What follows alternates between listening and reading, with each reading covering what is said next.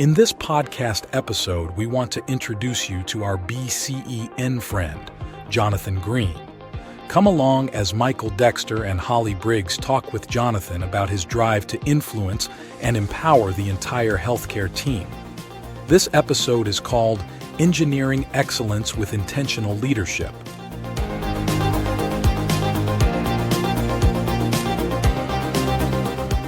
Hello, and welcome to the BCEN Friends podcast, where we hold interesting conversations about learning with a range of thought leaders, BCN certification holders, and industry professionals. But most importantly, to create value and insight for you, our professional nurses across the emergency spectrum. We hope you find our discussions interesting, informative, sometimes funny, sometimes serious, and always valuable. I'm Holly Briggs, a professional development specialist at BCEN and one of your hosts for today. I'm joined by my co-host, Michael Dexter, Director of Professional Development at BCEN. Hi, Michael. Hey, Holly. Great to be with you again. It's great to have you. In this episode of BCEN and Friends, we have Jonathan Green.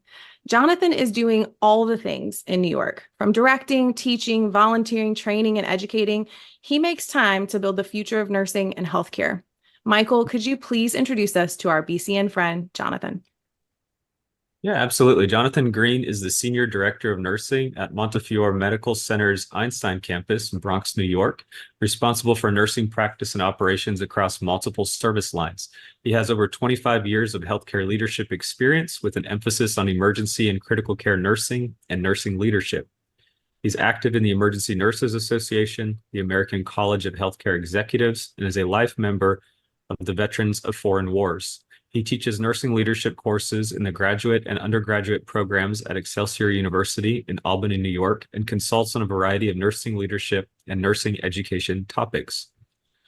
A little bit about his educational background. Jonathan earned an MBA in healthcare management from Excelsior University, a Doctor of Nursing Practice and Master of Science degree in nursing at Dominican University, and a Bachelor of Science in nursing at Excelsior University, as well as a Bachelor of Science in Biomedical Engineering.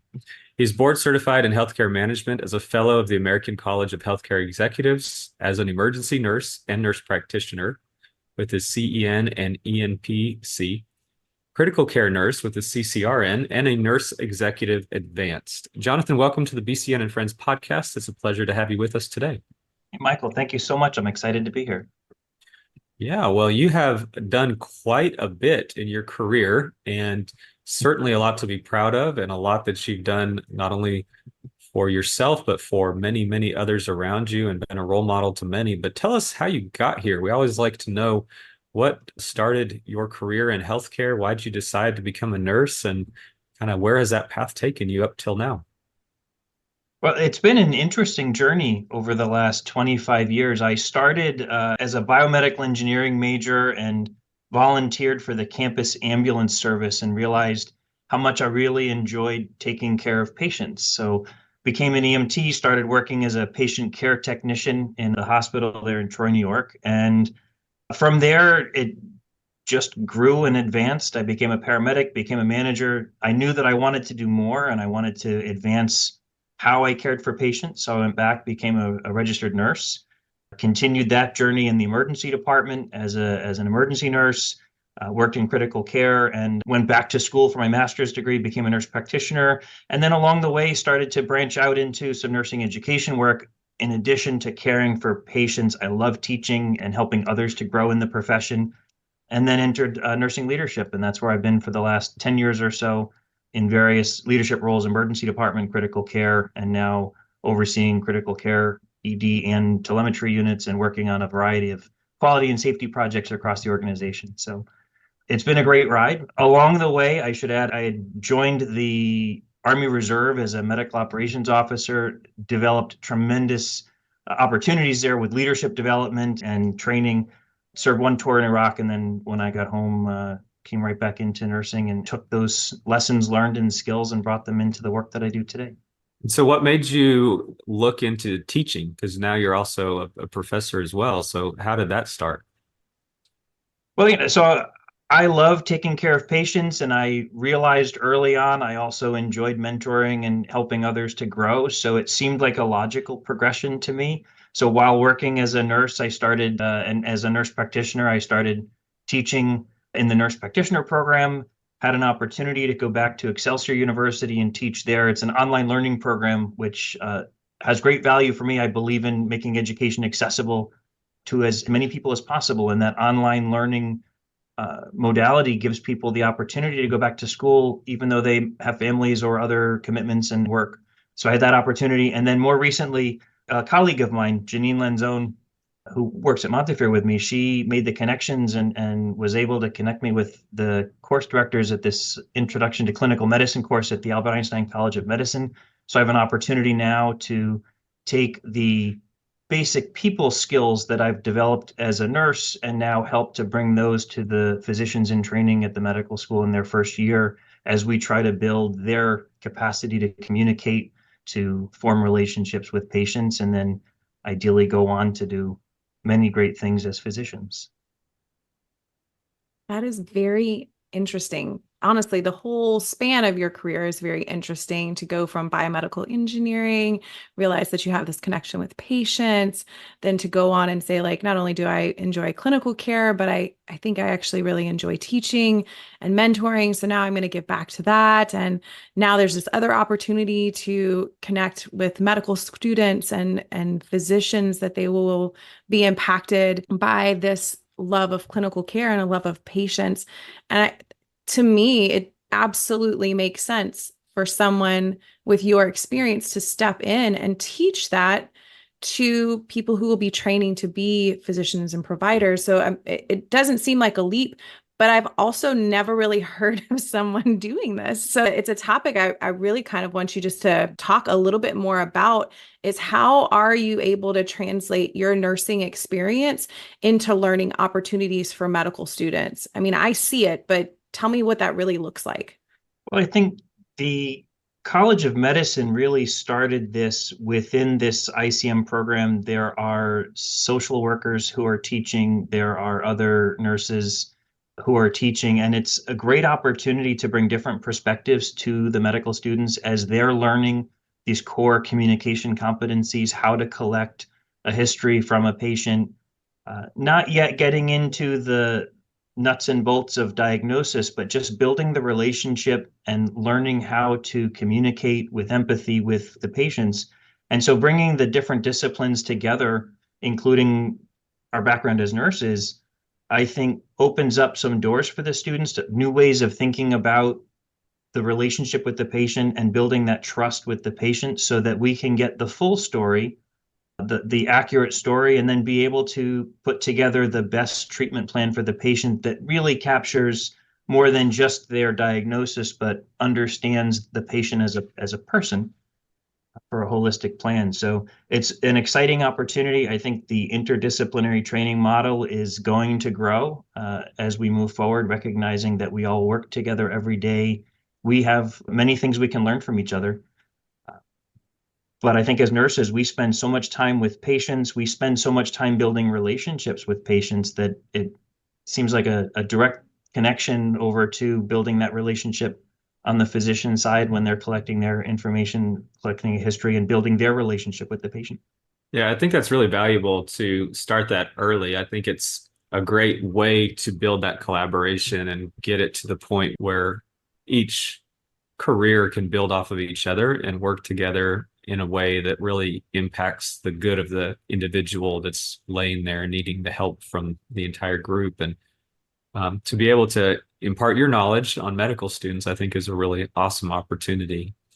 And when we first met prior to this podcast recording, you had talked about being able to impart system thinking, and you do a lot on the leadership level, and you do there's a lot in the healthcare executive world that you're very involved in as well. So maybe you could speak a little bit to being a healthcare executive, what system thinking is and what that means to you, and then how you can impart that mentality and how you can train that mentality to other individuals.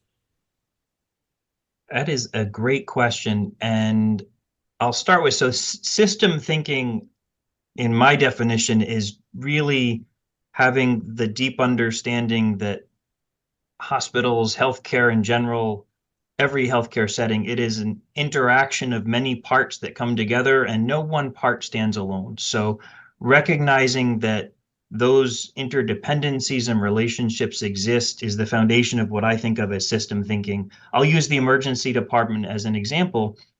The emergency department, it is generally contained. We have walls, we have a department, we have a staff that works in the emergency department, we have physicians that work in the emergency department, of course, our emergency nurses working in the emergency department.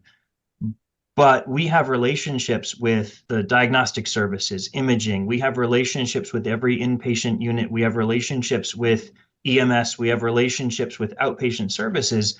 And any change in one of those components will have an impact on all of the other components of the system. And I think ED boarding is perhaps one of the most pressing examples. ED boarding is a problem with the entire system backing up. And it's there's no one fault, there's no one place where ED boarding occurs. It's the system at play. And in order to address it, we need to think big system solutions beyond the walls of the hospital, beyond the walls of the region even.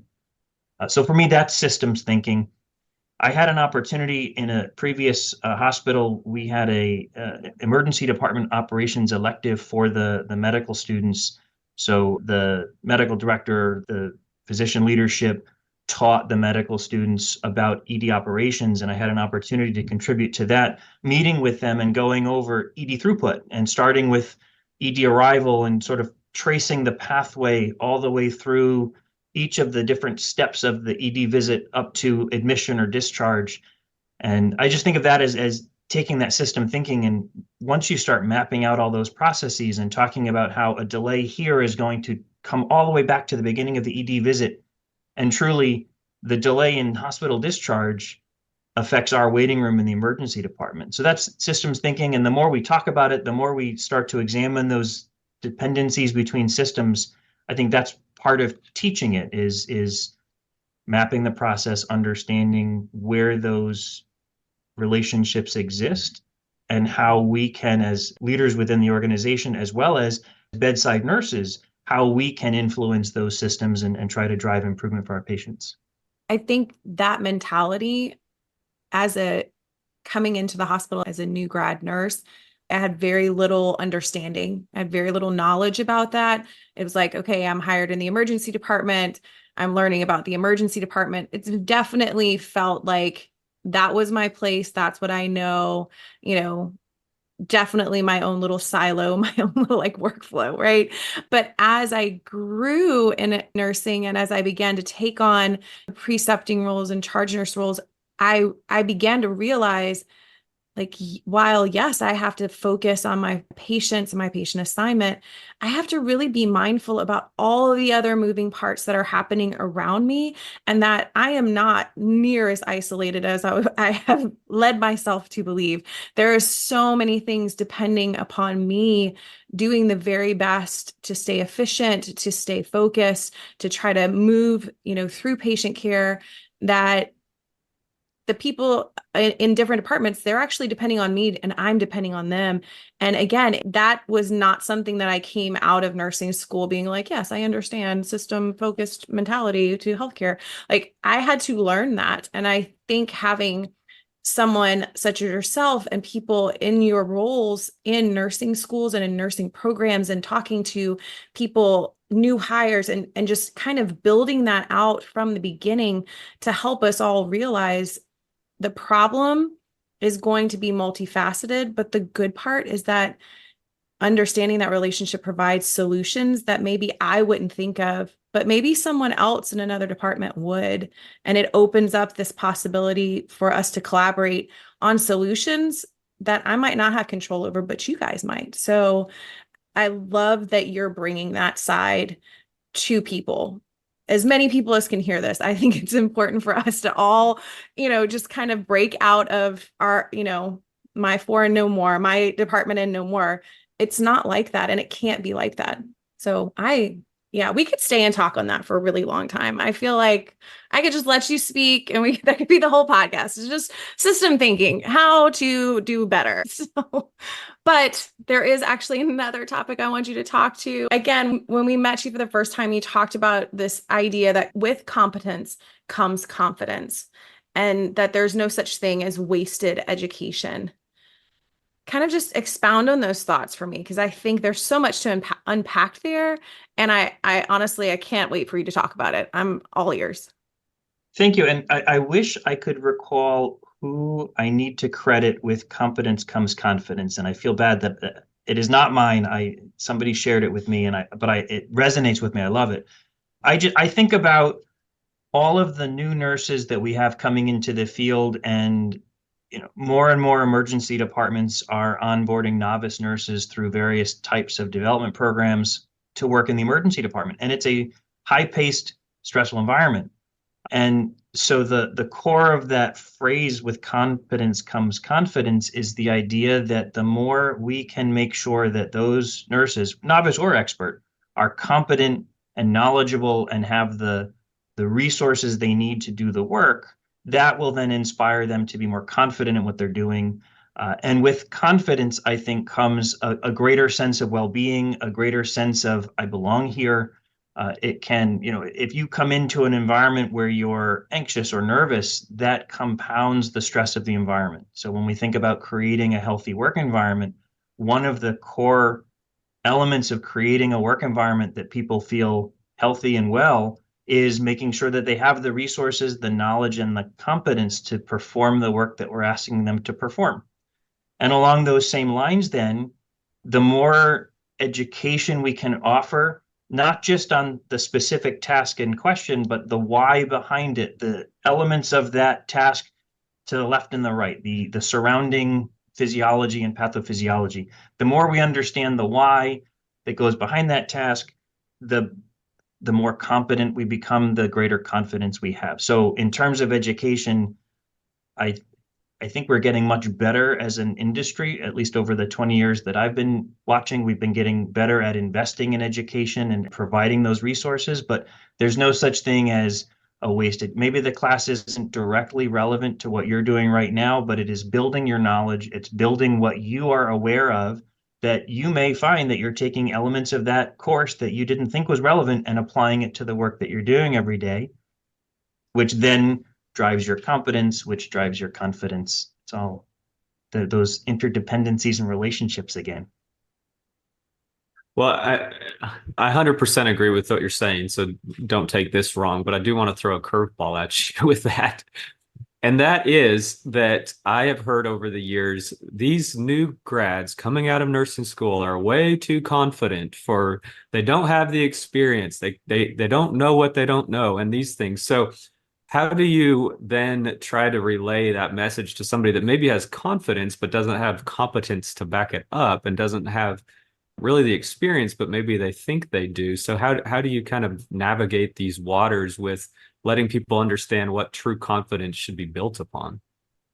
Yeah, that's a very good point. And I have encountered those same individuals who go beyond confident and perhaps take risks that I wouldn't want to take. Exactly. I think it's important that as we're educating and as we're building that team, we need to make it very okay. We need to make it normal to ask questions, and we need to make it acceptable to not know the answer. And so as we work with our preceptors and we work with our educators, it's building into the culture that I want you to ask questions if you're not sure. It's okay to say that you don't know. And as we make that okay, some of that false confidence maybe can back off a little bit and make it normal to ask questions, normal to go to somebody for help. And I think, we're all familiar with the saying, and it's one that I don't like, but nurses eat their young, or we've been in those environments where it's not okay to ask questions. And I think it's that environment that drives those sorts of behaviors, not as much the people. So if we create an environment where you're expected to know what you need to know and don't ask questions, we're asking people to be overly confident and to make mistakes. If we make it okay to go and ask a question, even if it's not your preceptor, if we make it okay and we make it the norm to ask questions, and if everybody looks at that question as an opportunity to mentor somebody and embraces that opportunity, I think we can sort of ease back on that false sense of confidence that you're referring to. Yeah, absolutely. Great answer. I appreciate it. always like to hear your insight and appreciate the conversation in spite of the curveball I threw at you there. So one thing that we do like to ask everybody on this podcast, and certainly would love to know what your answer is there a certain patient, a certain coworker, maybe a family member that's really impacted you as an individual and perhaps changed the trajectory of your career, or maybe changed the way that you look at situations and really made an impact on you? There's, I believe, over 4 million nurses in the United States. Very few of those have the experience, the credentials, the expertise that someone like you has. And so how did you get so motivated? How did you get to where you are today? That's a great question, and it's hard to assign this to one person or moment. I think it's a lifetime journey, and I ended up where I ended up because of just a number of different things coming together. I mean, I started off volunteering for the campus ambulance service because I always wanted to do that. And when I started doing that, it just said that was a moment where I shifted from a more of an engineering trajectory into healthcare. Right after I graduated with that first degree, and I was working as a paramedic at the time, I had joined the Army Reserve. One particular mentor stands out in my mind. Started off as the operations officer in the hospital that I was working at as a reservist, and he was just an exceptional person. He was an exceptional leader, and he really instilled that anything is possible, and to follow what you're looking to do, follow what you want to do, and do what it takes to get there. He was a superintendent of schools, an accomplished Army Reserve officer. He wrote several books. He was just very much an achiever. And it was that mindset. You can do what you want to do. You just invest the effort, you can get there. And I think that really guided very much that middle portion of my development, where I decided to go back to nursing school. I decided to continue with education and continue to grow myself personally and professionally. And without that mentorship, things could have been different. But he influenced me in a profound way. I try to carry some of his lessons forward with really looking for the best in people, helping people to be the best that they can be, giving everybody their best chance to be successful through things like education, mentoring, giving them a push in the right direction, and letting people, just reassuring people that anything is possible with the right effort and attention. Yeah, absolutely. I appreciate you sharing that. And whoever that individual was definitely has not only made an impact on you, but waves throughout the ones that you've been able to impact from that. And so thank you. But I agree. It's so hard to pinpoint a particular time. We have so many things that shape us and mold us into where we are today. And it's certainly, I'm sure, the same for you. I'll turn it over to Holly. She has some rapid fire questions to ask. That is correct. I get to take it from here to our rapid fire questions. And they're really just so we can get to know you a little bit better, Jonathan. So they're about your favorites. If there was a career outside of healthcare, and for you, I will also throw in outside of biomedical engineering, teaching. So outside of what you do currently that you would like to try, what would it be?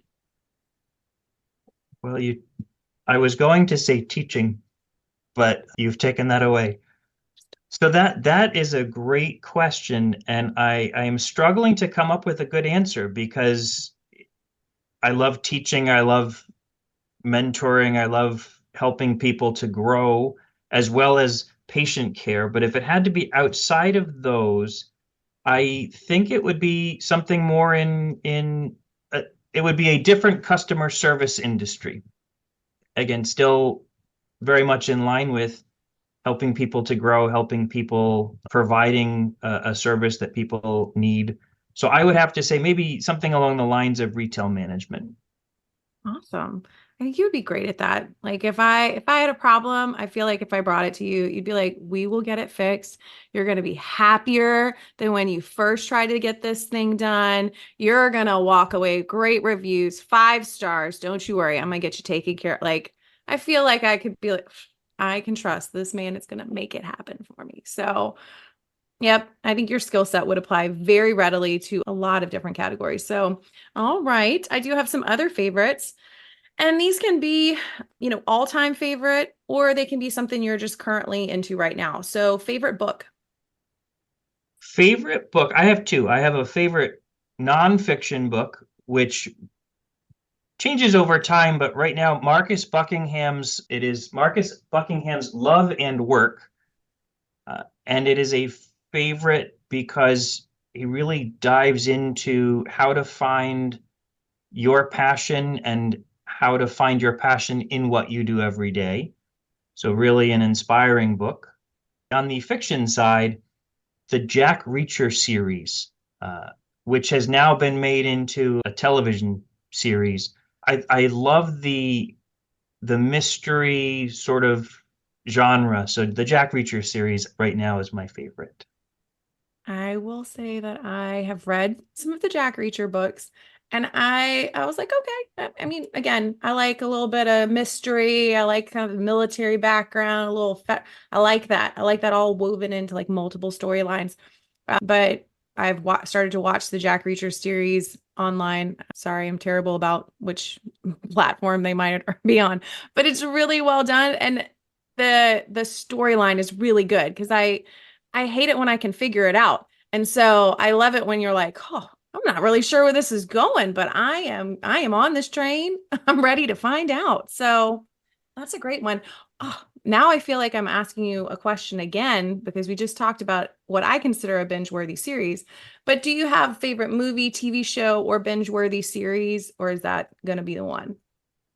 So that's definitely a good binge-worthy series, but I think the series that started for me the idea of binge watching a series was Game of Thrones. It's the first series I think I ever binge watched, and once I started watching, I couldn't stop. It changed my perspective on movies and what to expect from a series. I tell you what, GOT did a lot of us in, and that last episode, Oof. I know, I'm still reeling from it. It's been years, and I'm still reeling. So if you haven't watched that, we will not ruin it, but we will let you know that it is gut-wrenching to the end, you guys. Ugh, but great recommendation. I should watch it again. I'm gonna have to carve out like several weeks. But all right, favorite musical artist. I don't know that I have a favorite artist in particular. I usually listen to Hits One on Sirius, and it's just all modern hits. And I'm not sure that there's a song I don't enjoy listening to, but it's hard to pick a favorite. I feel like I waffle between indiscriminate and very discriminate when it comes to my genre of music. Like sometimes I'm like, I don't know who this is, but I like it. I'm not even sure why.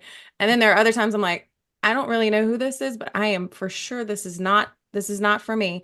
So it varies from day to day, but I do enjoy listening to playlists that I maybe not have necessarily made because they'll throw in songs that I don't know. And when I hear them, I'm like, oh, that's a song. Like it exposes me to music that I might not necessarily have gone and picked myself, but I'm really glad that somebody did out there.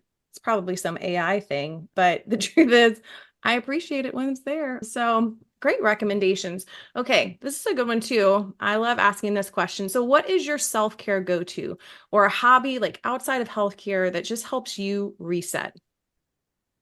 So there's not a whole lot of free time. I have young children, so very often out of work, my afternoon is going to a soccer practice or soccer game or basketball game, which is part of my self-care. I love going to watch them play sports. I love watching the teamwork and watching them grow and develop as young athletes.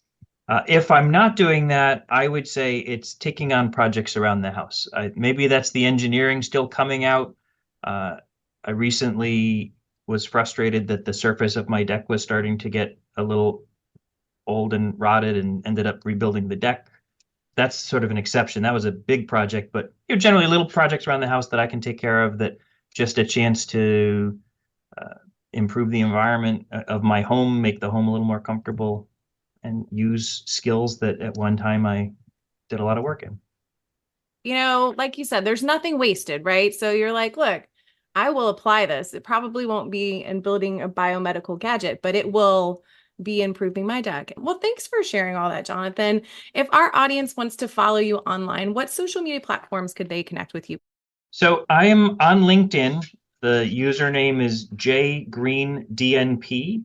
I will be honest, I'm a sporadic social media user. I have not gotten into the great habit of posting as prolifically as some others, and I really admire the people who are able to communicate so effectively on social media.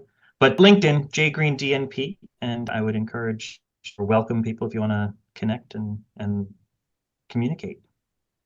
Awesome. Well, we will have that posted with our blog for this episode. So thanks you for sharing all that, Jonathan. We appreciate it.